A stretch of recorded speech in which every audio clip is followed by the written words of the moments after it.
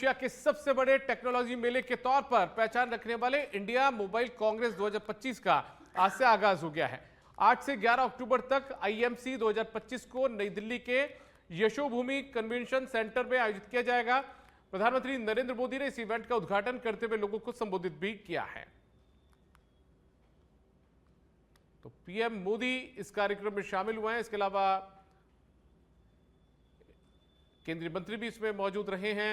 Jyotiraditya Scindia. India mobile Congress 2025 का ये उद्घाटन सत्र आज शुरू हुआ है। उद्घाटन आज किया गया और पीएम मोदी इसके उद्घाटन सत्र में शामिल हुए हैं।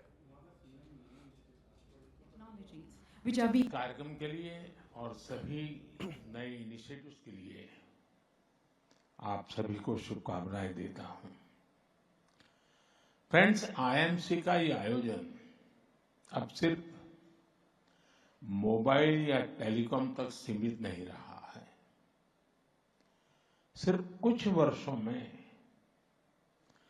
आईएमसी का ये इवेंट एशिया का सबसे बड़ा डिजिटल टेक्नोलॉजी फोरम बन गया है।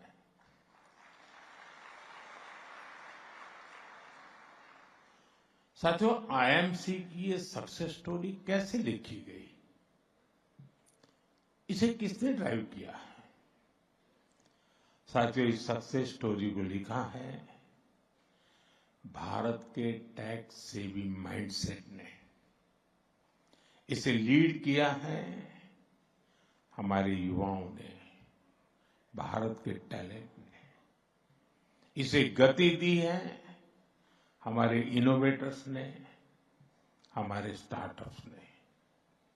और इसलिए ये मुमकिन हो पाया है क्योंकि आज सरकार देश की प्रतिभा और क्षमता के साथ पूरी ताकत से खड़ी है। फ्रेंड्स, आज पूरा विश्व भारत के पोटेंशियल को रिकॉग्नाइज कर रहा है। दुनिया का दूसरा सबसे बड़ा टेलीकॉम मार्केट हमारे पास है। दूसरा सबसे बड़ा 5G मार्केट यहां है और मार्केट के साथ ही हमारे पास मैन पावर भी है, मोबिलिटी भी है और माइंडसेट भी है। और जब मैन पावर की बात आती है तो भारत में स्केल और स्किल दोनों एक साथ दिखाई देते हैं। आज भारत दुनिया की सबसे बड़ी युवा आबादी का देश है और ये जनरेशन बहुत बड़े लेवल पर स्किल बनाई जा रही है। भारत आज दुनिया में सबसे तेजी से बढ़ती डेवलपर पॉपुलेशन। लोकसभा के अध्यक्ष ओम बिरला के नेतृत्व में बारबाडोस भारतीय शिष्टमंडल पहुंचा है। 68वें राष्ट्रमंडल संसदीय सम्मेलन के उद्घाटन में लोकसभा के स्पीकर ओम बिरला सम्मिलित हुए हैं। संसदीय सम्मेलन में भारत का प्रतिनिधित्व लोकसभा के अध्यक्ष कर रहे हैं।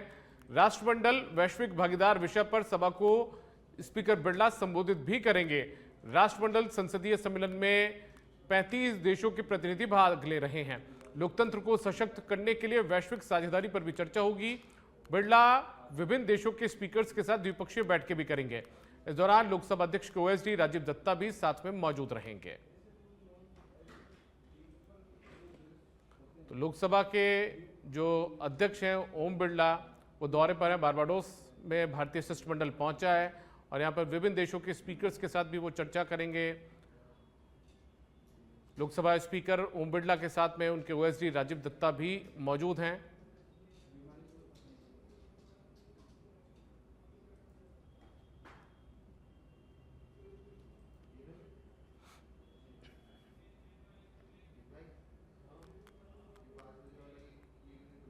महर्षि वाल्मीकि जयंती के मौके पर जयपुर के बालानंदन जी के रास्ता में स्थित मंदिर में विभिन्न कार्यक्रमों का आयोजन किया गया। जयपुर नगर निगम सफाई कर्मचारी यूनियन के महामंत्री और चांदपुर बस्ती अध्यक्ष मनोज चौहान ने बताया कि इस कार्यक्रम में हेरिटेज नगर निगम की मेयर कुसुम यादव, बीजेपी जिलाध्यक्ष अमित गोयल, पूर्व विधायक मोहनलाल गुप्ता समेत कई लोग मौजूद रहे हैं। इस दौरान महर्षि वाल्मीकि की आरती की गई तो वहीं भजन संध्या का आयोजन भी किया गया है।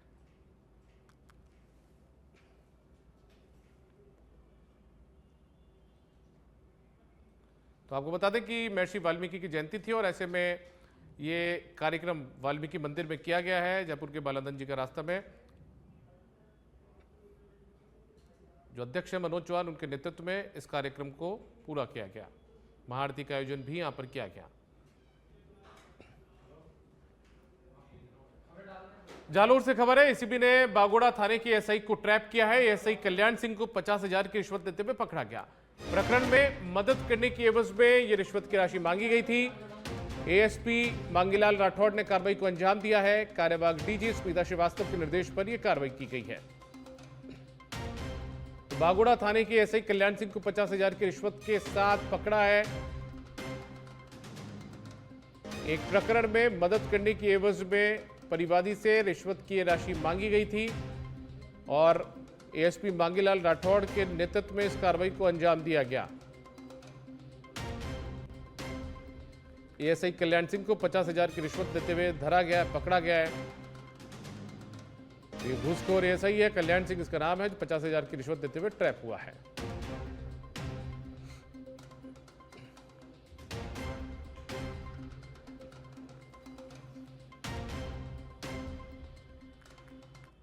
भारतीय जनता पार्टी के राष्ट्रीय उपाध्यक्ष एवं राजस्थान की पूर्व मुख्यमंत्री वसुंधरा राजे बुधवार को उदयपुर और प्रतापगढ़ के दौरे पर रहीं। दोपहर करीब 12 बजे वो इंडिगो एयरलाइंस की उड़ान से महाराणा प्रताप एयरपोर्ट डबोक पहुंची, जहां भाजपा कार्यकर्ताओं ने उनका जोरदार स्वागत किया। एयरपोर्ट के बाहर बड़ी संख्या में भाजपा के पदाधिकारी और कार्यकर्ता मौजूद रहे। तो आज पूर्व मुख्यमंत्री वसुंधरा राजे प्रतापगढ़ के दौरे पर थीं, लिहाजा पहले वो उदयपुर पहुंची। उदयपुर के डबोक एयरपोर्ट पहुंचने पर उनका बीजेपी के कार्यकर्ताओं ने स्वागत किया है।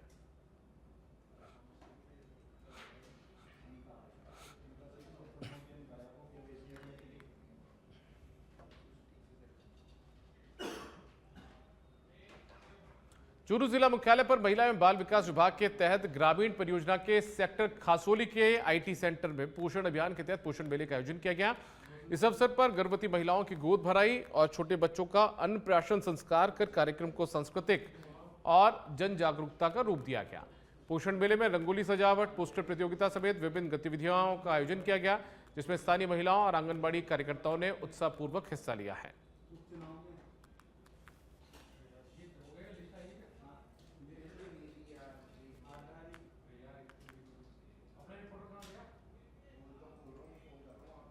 कोटा जिले के चेचर थाना क्षेत्र के खेड़िया गांव में मंगलवार को माताजी मंदिर की बाउंड्री वॉल निर्माण को लेकर दो पक्षों के बीच कासूनी देखते खूनी संघर्ष में तब्दील हो गई। दोनों पक्षों में जमकर लाठी डंडे चले, जिसमें कई युवक घायल हुए हैं। झगड़े की सूचना मिलते ही चेचर थाने की पुलिस मौके पर पहुंची। हालात को काबू में किया गया। पुलिस ने घायलों को प्राथमिक उपचार के लिए चेचर अस्पताल पहुंचाया। वहीं हमले में शामिल कुछ युवकों को पुलिस ने हिरासत में ले लिया और बाकी फरार आरोपियों की तलाश की जा रही है।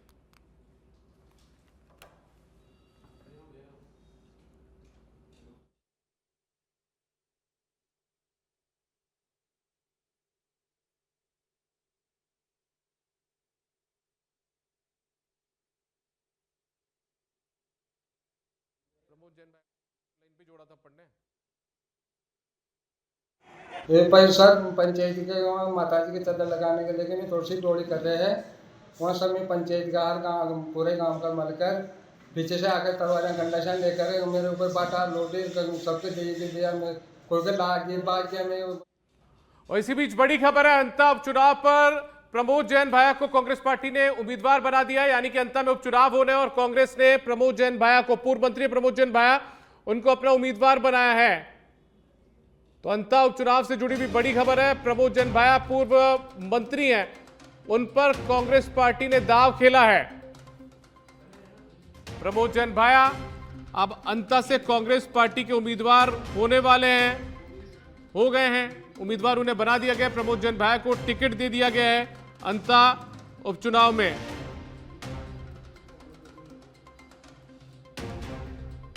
प्रमोद जैन भाया इस बार का चुनाव भले ही हार गए थे, लेकिन पिछली गहलोत सरकार में वो मंत्री रहे हैं।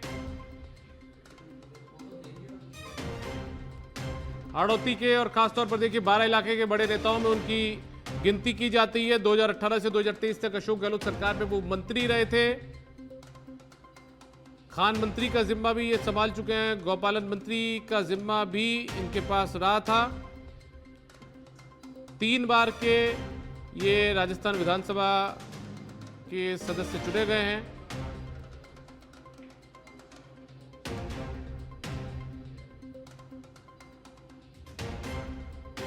तो अंता उपचुनाव को लेकर प्रमोद जैन भाया को उम्मीदवार कांग्रेस पार्टी ने बना दिया है।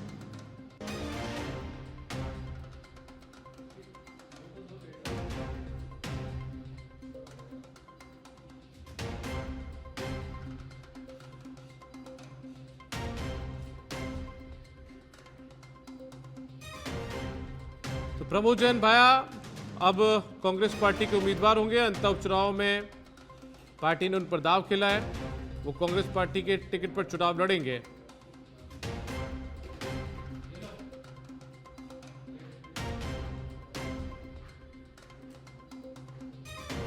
अंता में उपचुनाव होना है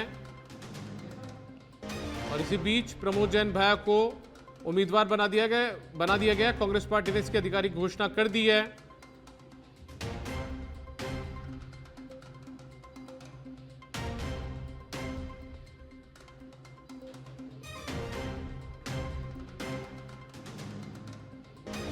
लेकिन इस बीच कुछ कांग्रेस पार्टी के सामने मुसीबतें नरेश मीणा जरूर खड़ी कर सकते हैं। वो भी दावा ठोक रहे थे, ताल ठोक रहे थे। 11 नवंबर को इस सीट पर चुनाव होना है, उपचुनाव होना है, क्योंकि यहां से बीजेपी के जो विधायक थे उनको एक मामले में सजा हो गई थी और उसके बाद में उनकी सदस्यता जो थी वो राजस्थान विधानसभा की रद्द कर दी गई थी। इसी बीच 11 नवंबर को वोटिंग होगी और 14 नवंबर को परिणाम सामने आएंगे और कांग्रेस पार्टी ने सबसे पहले प्रमोद जैन भाया को इसका उम्मीदवार घोषित कर दिया है।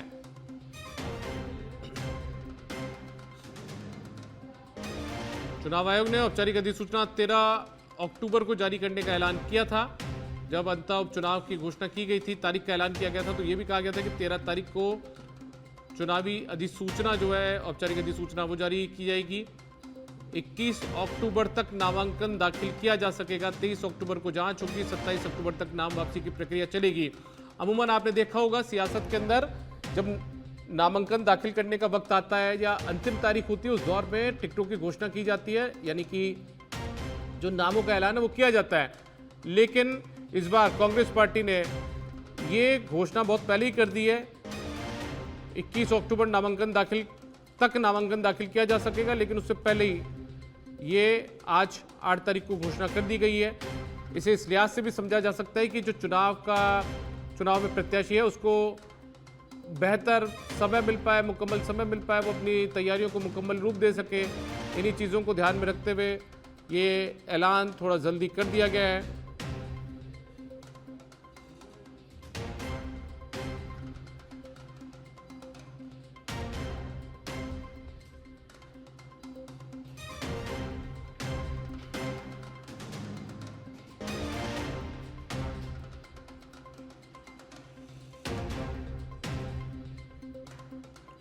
तो प्रमोद जैन भाया को कांग्रेस पार्टी ने अपना उम्मीदवार अंता उपचुनाव के लिए घोषित कर दिया। अंता विधानसभा सीट पर उन्हें उम्मीदवार बनाया गया है।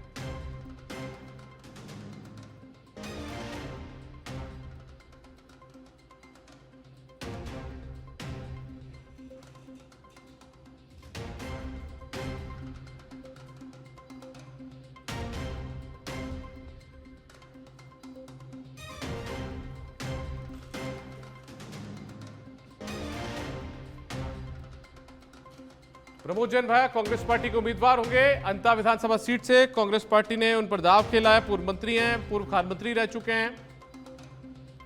पिछली सरकार में भी वो 2018 से 23 के कार्यकाल में कांग्रेस की सरकार में मंत्री थे और इस बीच कांग्रेस पार्टी ने अब उपचुनाव में उन पर दाव खेल दिया। उन्हें पार्टी ने अपना प्रत्याशी बना दिया है।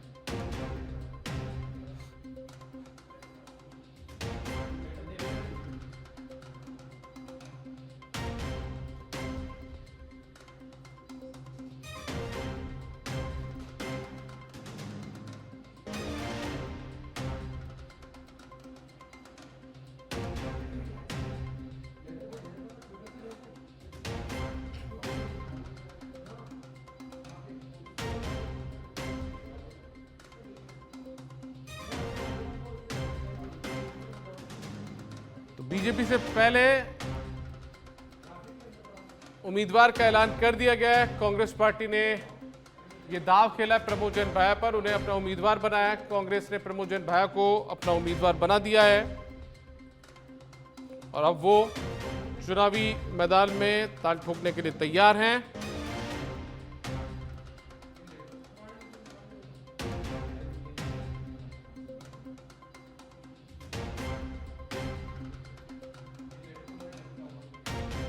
प्रमोद जैन भाया कांग्रेस पार्टी के उम्मीदवार बना दिए गए हैं। पार्टी की तरफ से उन्हें उम्मीदवार बनाया गया है।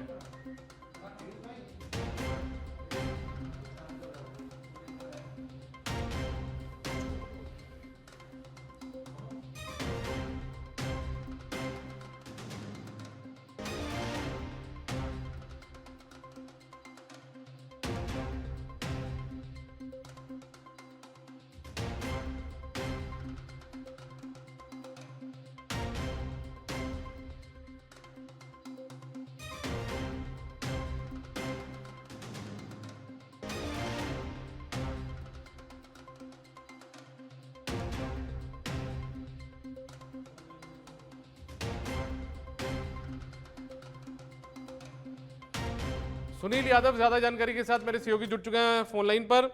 सुनील, क्या ज्यादा जानकारी प्रमोद जैन भाया पर दाव खेला गया है कांग्रेस पार्टी की तरफ से? बिल्कुल दीपक, देखिए लगातार कयास लगाए जा रहे थे कि क्योंकि अंत में उपचुनाव होने हैं और इसको लेकर क्योंकि दावेदारी और कैंडिडेट सबसे ज्यादा मायने रखता है और इसको लेकर हालांकि चर्चा यही थी कि प्रमोद जैन भाया को ही ये जो टिकट है ये दिया जाएगा। इसके पीछे सबसे बड़ी वजह हाड़ौती में कद्दावर नेता के रूप में जाना जाता है कांग्रेस में भाया को, और दूसरी तरफ जो पिछला चुनाव है वो भी बेहद कम मार्जिन से यानी 5,000 के आसपास जो वोट है उस मार्जिन से प्रमोद जैन भाया ने चुनाव हारा था। तो कहीं ना कहीं ये जो बुरी हार है वो नहीं कहा जा सकता। और लगातार प्रमोद जैन भाया हारने के बाद भी जैसे अभी पिछले कई दिनों से संगठन से जुड़े जो काम है केंद्रीय नेतृत्व के अनुसार और जो निर्देश के अनुसार जो भी काम किए जा रहे हैं तो उसके उनके लिहाज से भी प्रमोद जैन भाया काफी एक्टिव जो है वो दिख रहे थे। अभी जिस तरह से मंथन चला है और खास बात दीपक ये है कि कल ही प्रभारी रंधावा 3 दिवसीय जो राजस्थान दौरे पर पहुंचे हैं, जिसमें पहले ही दिन जो पीसीसी चीफ से मुलाकात करके एक जो मंथन है वो कहीं ना कहीं किया गया होगा और कल पूरी जो फीडबैक और पूरा जो स्टडी है, जो एक ग्राउंड रिपोर्ट है वो भी जरूर ली गई होगी। और आज टिकट का ऐलान करना ये बड़ी बात है क्योंकि जितना जल्दी टिकट अगर दे दिया जाता है तो ये कहा जाता है कि वो पार्टी है वो काफी ज्यादा कॉन्फिडेंट है। टिकट में इतने जब चुनाव की तारीख से पहले घोषणा के तुरंत बाद में जब टिकट दिया गया है तो इसके पीछे ये भी माना जाएगा कि वहां पर बहुत ज्यादा गुटबाजी है, उसकी संभावना कांग्रेस को नहीं दिखी। इसी वजह से बिना किसी ज्यादा चर्चा के, बिना समय गवाए, पूरी तैयारी का मौका देते हुए यहाँ पर प्रमोद जैन भाया को टिकट दे दिया है। दूसरी तरफ भाया के फैक्टर का अगर देखें तो जो बीजेपी के कद्दावर नेता हैं प्रभुलाल सैनी, उनको भी जो प्रमोद जैन भाया ने हराया था पिछली सरकार में, खान मंत्री भी रहे थे। हालांकि प्रमोद जैन भाया की नेगेटिव फैक्टर्स कुछ जो तमाम तरह के जो भ्रष्टाचार जैसे जो आरोप भी लगे थे, उन सब के बीच कांग्रेस पार्टी में अपनी पैठ बनाए रखी, कार्यकर्ताओं के साथ लगातार संवाद करते रहे। अब खास बात यह है कि जो आने वाला जो एक महीने का समय है, जो वक्त दिया है पार्टी ने टिकट देकर, ये तय कर दिया है कि आप पूरी तैयारी करो। तो सबसे ज्यादा यही देखना होगा कि किस तरह से उस माहौल को, जो कंवरलाल मीणा ने जो 5,000 वोटों से जो चुनाव जीता था, उस माहौल को बदलते हुए वापस में कांग्रेस के फेवर में कैसे अपना जो लोगों को लाया जाएगा, किस तरह से जो चुनाव जीतने की रणनीति बनाई जाएगी, ये काफी महत्वपूर्ण रहेगा। दूसरी तरफ पिछले कुछ इतिहास को अगर देखें उपचुनाव को, तो ज्यादातर वो कांग्रेस के फेवर में रहा है, लेकिन पिछली बार ये बाजी पलटी हुई दिखी यहाँ पर राजस्थान में। और बीजेपी ने जो 5 विधानसभा जो उपचुनाव हुए थे उनमें बीजेपी ने अच्छी खासी जो मार्जिन से जीत हासिल की। उसके बाद से ये कहा जाने लगा है कि अभी जो चली आ रही जो परंपरा थी वो टूटी है और कहीं ना कहीं बीजेपी उपचुनाव पर फोकस करते, उपचुनाव की रणनीति समझते हुए यहाँ पर अच्छे जो कैंडिडेट है वो उतारी और कहीं ना कहीं उसको सफलता भी मिली बीजेपी को। बीजेपी उस कॉन्फिडेंस के साथ इस चुनाव में उतरेगी कि हम उपचुनाव किस तरह से जीतेंगे। और कांग्रेस के पास सबसे बड़ी वजह यही है कि कंवरलाल मीणा पर आरोप लगे थे, आरोप सत्यापित हुए, उनको सजा हुई, जेल गए, उसके बाद में उनकी विधायकी की जो बर्खास्त की है वो हुई। तो कांग्रेस इस मुद्दे को लेकर जनता के बीच में जाएगी, जो संभवतः कांग्रेस के लिए पॉजिटिव फैक्टर यहां पर हो सकता है। और दूसरी तरफ हाल ही में कई तरह के जो मामले सामने आए उनको लेकर भी कांग्रेस यहां पर उतरेगी। दीपक। सुनील, बहुत शुक्रिया आपका इस तमाम जानकारी के लिए। सुनील मेरे सहयोगी जुड़े हुए थे हमारे साथ, जो बता रहे थे कि एक बड़ा दाव खेला गया एक बार फिर से यहाँ पर प्रमोद जैन भाया पर, और प्रमोद जैन भाया जो है वो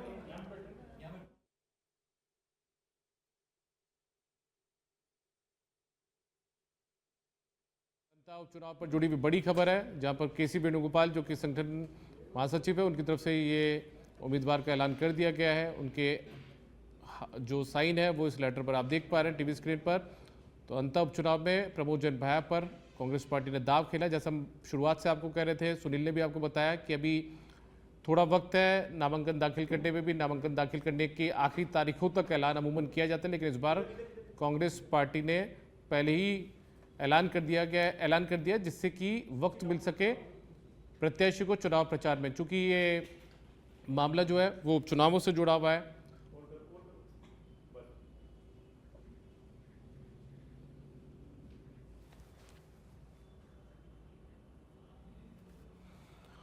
और सुनील मेरे साथ लगातार जुड़े हुए हैं। पहले फोन लाइन पर जुड़े थे, लेकिन अब मेरे साथ में स्टूडियो में मौजूद है। सुनील, एक बड़ा दाव खेला है आपने, जिक्र जैसे किया था कि कांग्रेस पार्टी ने एक पहले समय मिल जाए कांग्रेस पार्टी के प्रत्याशी को, लिहाजा काफी वक्त पहले ही जो ऐलान है वो यहां पर कर दिया है, नाम का ऐलान कर दिया है। लेकिन इन सब के बीच में यदि पुरानी हम इतिहास टटोलते हैं सुनील, तो अमूमन जब कोई विधायक की मौत हो जाती है उसके बाद में जब सीट खाली होती है तो परिजन को टिकट दे दिया जाता है, उस स्थिति में सहानुभूति के वोट मिल जाते हैं। लेकिन इस बार ये फैक्टर थोड़ा अलग है, सजा हुई, उसके बाद में सदस्यता चली गई, और अब की बार जो नाम मतलब उपचुनाव है वो यहां पर किया जा रहा है। तो ऐसे में कितनी संभावनाएं देखते हैं आप कांग्रेस पार्टी के लिहाज से, और दूसरा ये प्रमोद जैन भाया ही आखिर क्यों? बिल्कुल दीपक, ये बहुत ही महत्वपूर्ण और गंभीर जो बात आपने शुरुआत में कह दी है कि अमूमन ये देखा जाता है कि जब किसी पारिवारिक सदस्य, जब किसी विधायक का निधन हो जाता है तो उसके परिवार या कोई जो रिलेटिव को टिकट देकर जो सहानुभूति वोट है वो टटोलने की कोई भी पार्टी कोशिश करती है। लेकिन यहाँ पर चूंकि कंवरलाल मीणा है, उनको सजा हुई है, जो 20 साल पुराना मामला था एसडीएम पर पिस्टल तानने का, और इसको लेकर साफ तौर पर जनता के बीच में, बेशक पार्टीबाजी कुछ भी हो, लेकिन जनता के बीच में यही मैसेज गया है कि कंवरलाल मीणा है वो आपराधिक प्रवृत्ति उस वक्त दिखाए थे जिसे कि और उसको लेकर सजा मिली है कंवरलाल मीणा को।